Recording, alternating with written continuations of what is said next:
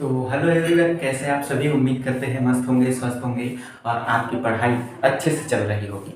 इससे पहले हम लोगों ने क्लास 11 केमिस्ट्री, जिसमें अपना जो न्यू चैप्टर है वो स्टार्ट कर चुके थे, तत्वों का आवर्ती वर्गीकरण, है ना।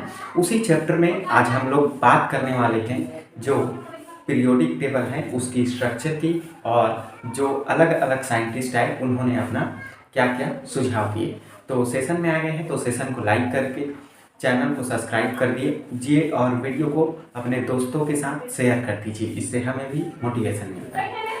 तो चलिए स्टार्ट करते हैं कि हमारा जो चैप्टर था वो स्टार्ट हो चुका था, उसी में आगे डिस्कशन करते हैं कि क्या क्या होता है। हम लोगों ने ये देखा कि आवर्त सारणी कैसा होता है, ठीक है। एक जनरल स्ट्रक्चर, परमाणु, द्रव्यमान, तत्व, ये सब चीज़ें की डिस्कशन हम लोगों ने कर लिए हैं। आज हम लोग बात करेंगे आवर्त सारणी। किन किन वैज्ञानिकों ने अपना जो है आवर्त सारणी में अपना सुझाव दिया। तो पहला हम लोगों के पास आता है डोबेराइनर, ठीक है। डोबेराइनर जो है वो अपना त्रिक नियम दिया और उसके अकॉर्डिंग अगर हम तीन तत्वों को एक क्रम में व्यवस्थित करें और जो है उनको उनके द्रव्यमान से डिवाइड करें तो तीसरा जो तत्व है उनका द्रव्यमान हम लोगों के पास निकल के आता है, ठीक है। तो डोबेराइनर देखते हैं क्या होता है।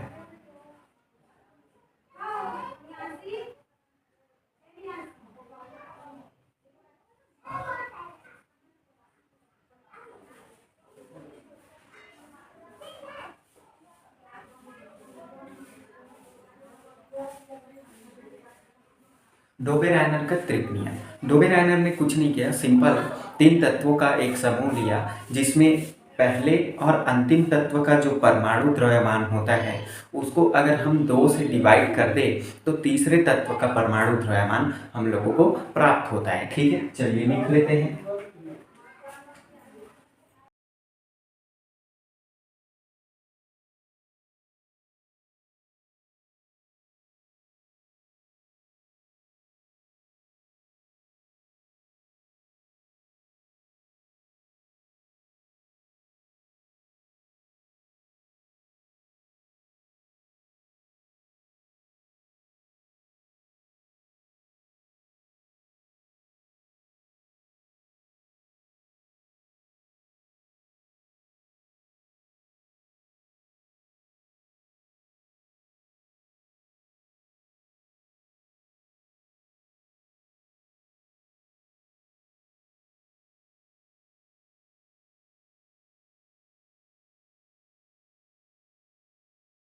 ठीक है, तो इसमें फाइनली इन्होंने तीन तत्व का एक समूह लिया, ए बी सी अगर आप मान के चले तो इसके अकॉर्डिंग है क्या, हम लोगों के पास ए बी सी कोई तीन तत्व है, ठीक है।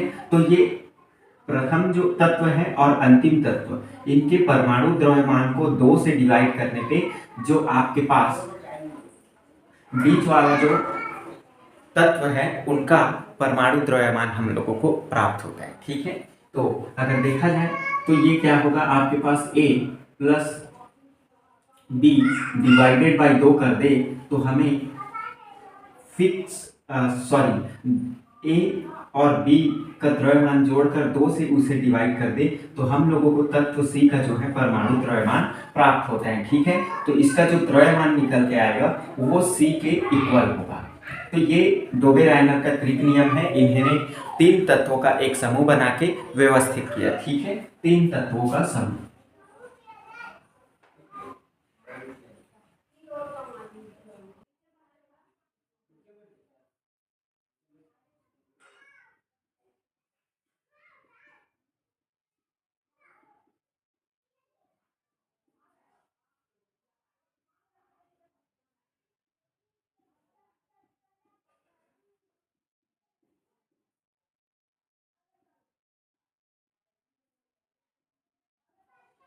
तो ये डोबेराइनर जो है इनके त्रिक नियम से कुछ ही तत्व का जो है हम लोगों ने परमाणु द्रव्यमान की गणना कर पाए और उसके आगे जो है इसकी कमी देखने को मिला। ये बहुत से तत्वों की परमाणु द्रव्यमान की सही व्याख्या जो है नहीं कर पाया, इसीलिए ये सिद्धांत जो होता है वो आपके पास क्या हुआ, असफल रहा,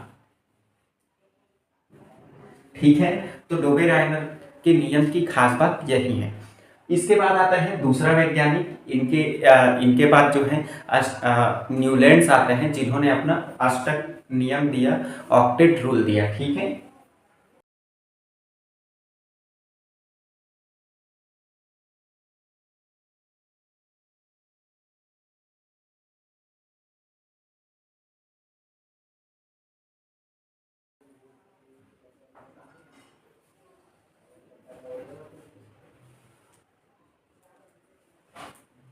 न्यूलैंड्स का अष्टक नियम ये बोलता है कि आप क्या करिए, कोई भी तत्वों को उनके ABCD जो आपके पास संगीत का स्वर होता है, सा रे ग म प ध नि, ठीक है, उसके अकॉर्डिंग इन्होंने व्यवस्थित किया। और जो आपके पास पहले तत्व का गुण है वो 7वें तत्व के बाद रिपीट होता है। ठीक है, तो गुणों में क्या देखने को मिला आपके पास, पुनरावृत्ति। पहले तत्व इन्होंने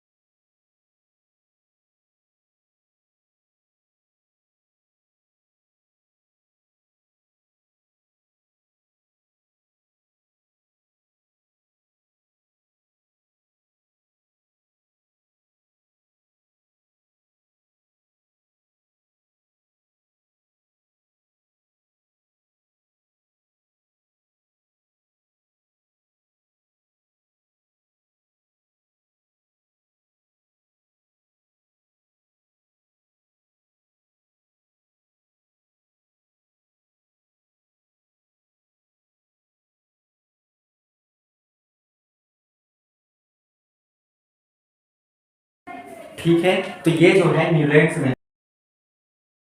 अब आपके पास ये होता क्या है, जैसे फॉर एग्जांपल मान के चलिए 7 स्वर होते हैं, सा रे ग म प ध नि सा। ठीक है, तो अगर कोई तत्व मान के चलिए ABCDEFGH, उसके बाद आपके पास जो है ये 7 स्वर हो गया। फिर H के बाद I जो है उसका गुण जो है आपके पास फिर से ए वाला जो तत्व है उससे मैच खाता है, मतलब पुनरावृत्ति होता है।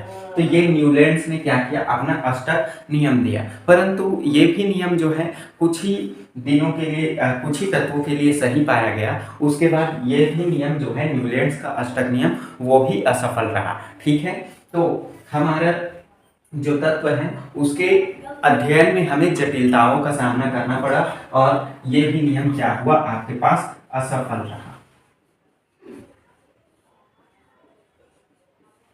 केवल कुछ ही तत्व के गुणों की ये व्याख्या कर पाया, सभी तत्वों के गुणों की व्याख्या नहीं कर पाया। ठीक है, फिर इसके बाद एक भूगर्भ शास्त्री आते हैं, जिन्होंने तत्वों को एक वृत्त सर्कल में व्यवस्थित किया। ठीक है, परंतु उनका नियम भी आपके पास असफल रहा और फाइनली इन सभी के बाद जो है आवर्त सारणी के जनक के रूप में, जिसे आवर्त सारणी का पिता कहा जाता है, मेंडलीफ आया। और मेंडलीफ ने तत्वों को उनके परमाणु द्रव्यमान के क्रम में व्यवस्थित किया। तो चलिए उसकी डिस्कशन करते हैं, ये नोट करिए, फिर मेंडलीफ का आवर्त सारणी पढ़ते हैं। तो चलिए बात करते हैं मेंडलीफ की आवर्त सारणी के। ठीक है, मेंडलीफ जो है एक रूसी रसायनज्ञ है। ठीक है, तो पहला पॉइंट इसके बारे में लिखते हैं, ये रूसी रसायन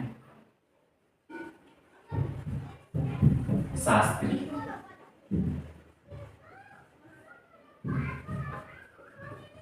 इन्होंने क्या किया, तत्वों को उनके नाम को लिख लिख कर एक पत्ते के अनुसार दीवार पे चिपकाते हैं और उससे एक व्यवस्था बना जिसे हम लोग आवर्त सारणी के नाम से जानते हैं। इनके समय में ज्ञात तत्व थे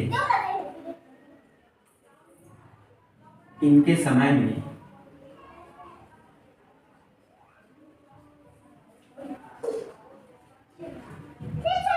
लगभग 63 तत्व ज्ञात थे।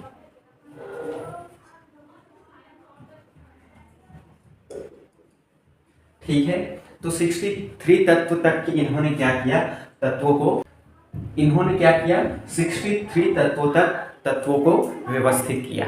ठीक है, इनकी खास बात ये रहा, ये तत्वों के परमाणु द्रव्यमान के क्रम में व्यवस्थित किया। ठीक है, तो नेक्स्ट पॉइंट लिखते हैं, मेंडलीफ ने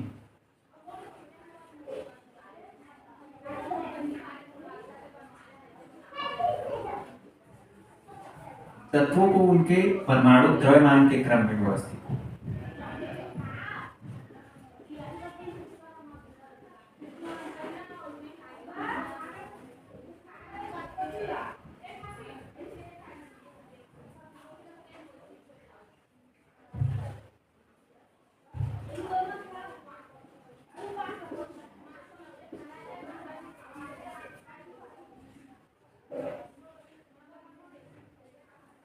ठीक है, तो इसके बाद हुआ क्या कि आपके पास जो तत्व हैं, इन्होंने तत्व को व्यवस्थित करने के लिए 18 वर्ग माने। ठीक है,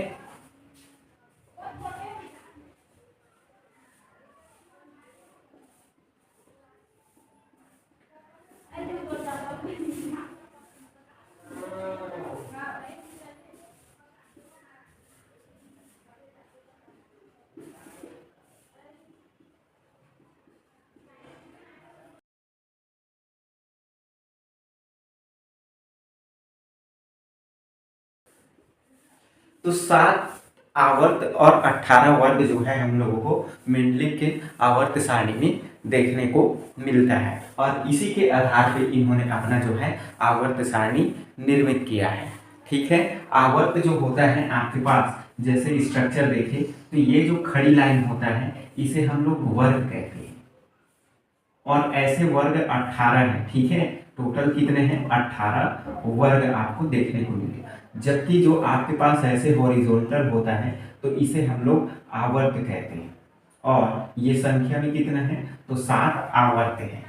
तो याद रखिएगा, ये जो है आपके पास मेंडलीव ने ये सुझाव दिया और अपना आवर्त सारणी जो है निर्मित किया। इसके बाद आवर्त सारणी का पूरा संपूर्ण स्ट्रक्चर हम लोग नेक्स्ट क्लास में करेंगे। तब तक आप यहाँ तक पढ़ते रहिए, मस्त रहिए, स्वस्थ रहिए और पढ़ाई करते रहिए। जय हिंद, जय भारत।